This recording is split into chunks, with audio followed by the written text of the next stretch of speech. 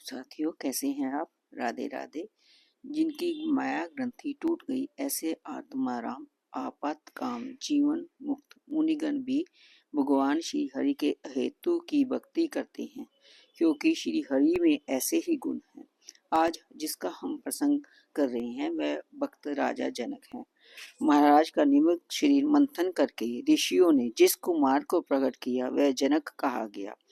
माता की देह से उत्पन्न होने के कारण विदेह और मंथन से उत्पन्न होने के कारण मेथिल भी उनकी उपाधि हुई।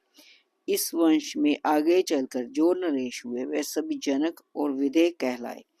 महर्षि याज्ञवल्क्य की कृपा से वे सभी योगी और आत्मज्ञानी हुए। इसी वंश में उत्पन्न सीता जी के पिता महाराज शीरध्वज जनक को कौन नहीं जानता। आप सर्वगुण संपन्न और सर्वसद भावाधार परम तत्वज्ञ कमज्ञ असाधारण ज्ञानी धर्म धुरंधर और नीति निपुण महान पंडित थे।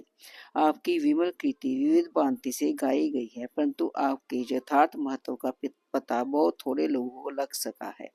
श्री गुसाई जी महाराज आपको प्रणाम करते हुए कहते हैं, प्रणु परिजन सहित विदेहु जाहि राम पद सो गुर स्नेहु जोग भोग मैं राखो गोई राम बिलोकत प्रगट सोई।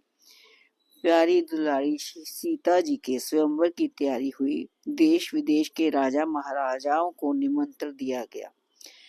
पराक्रम की परीक्षा देकर सीता को प्राप्त करने की लालसा से बड़े बड़े रूप गुण और बल वीर से संपन्न राजा महाराजा मिथिला में पधार रहे हैं।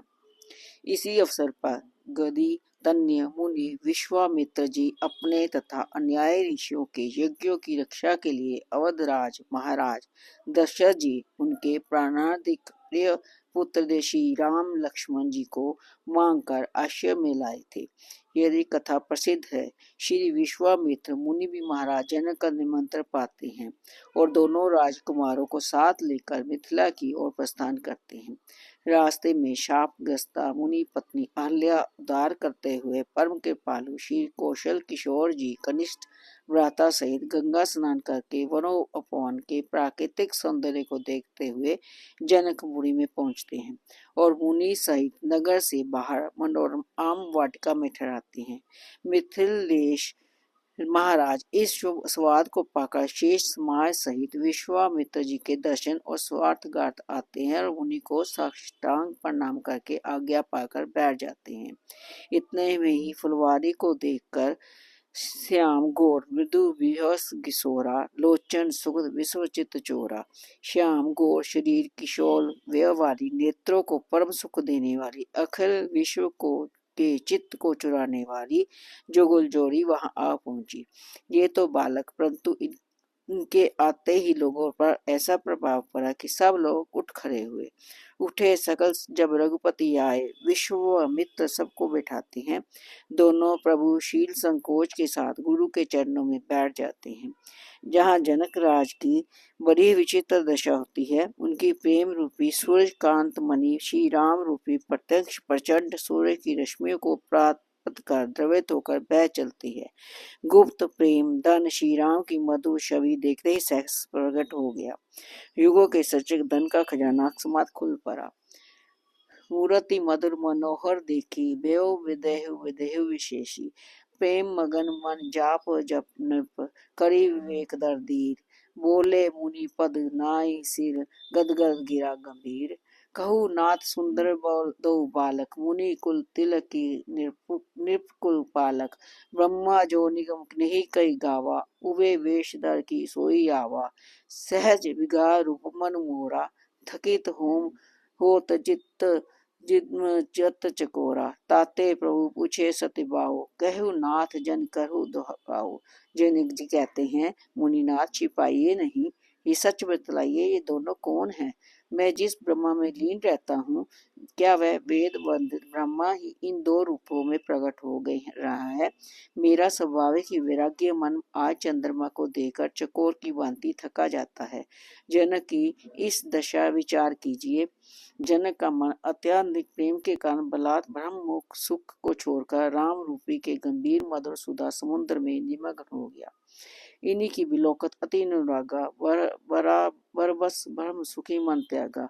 जो मन बुद्धि अपने से अगोचर ब्रह्मा के निश्चित सुख की अनुभूति में लगे थे, उन्होंने आज उस अगोचर को प्रत्यक्ष नयन गोचर देखकर उस अगोचर के सुख को तुरंत त्याग दिया। इसी प्रकार वह बारात विदाई की समय जब अपने जामात से मिलते हैं तब भी प्रेम सागर मर्यादा तोड़ बैठता है। उस समय उनके वचनों में असीम प्रेम की मनोहर छटा है। जरा उस समय की झांकी भी देखिए। बारात विदा हो गई। जनक जी पहुंचाने के लिए साथ साथ जा रहे हैं। दशरथ जी लौटाना चाहते हैं परंतु प्रेम वश राजा लौटते नहीं। दशरथ जी ने फिर आग्रह किया तो आप रथ से उतर पड़े और नेत्रों से प्रेमाश्रु की धारा बहाते हुए उनसे विनय करने लगे।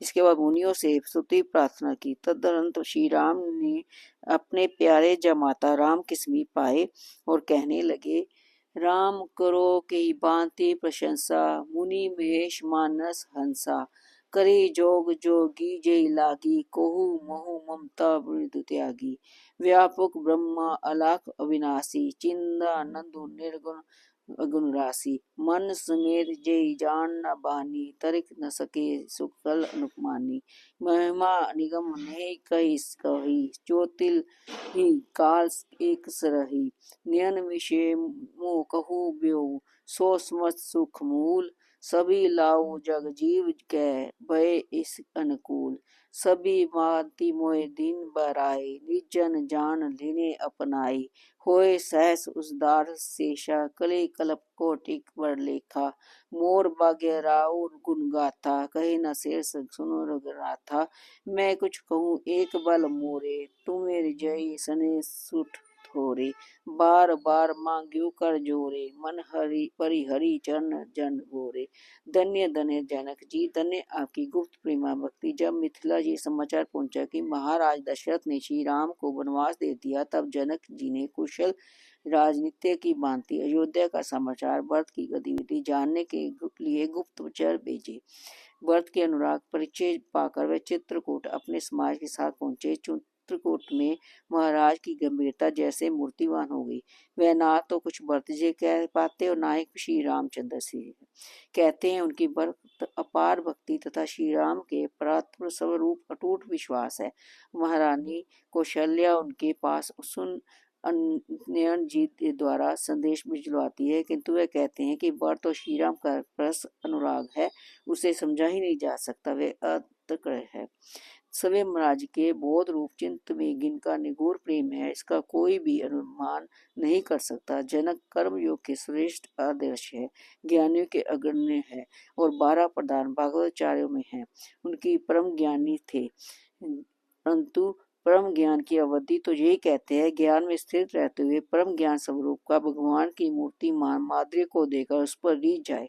ज्ञान के प्रेम को पवित्र द्रव्य रूप में परिणत होकर अपनी अजस्र सुधा धारा से जगत को प्लावित कर देना ही उसकी महानता है। जनक जी यही प्रत्यक्ष दिखला दिया।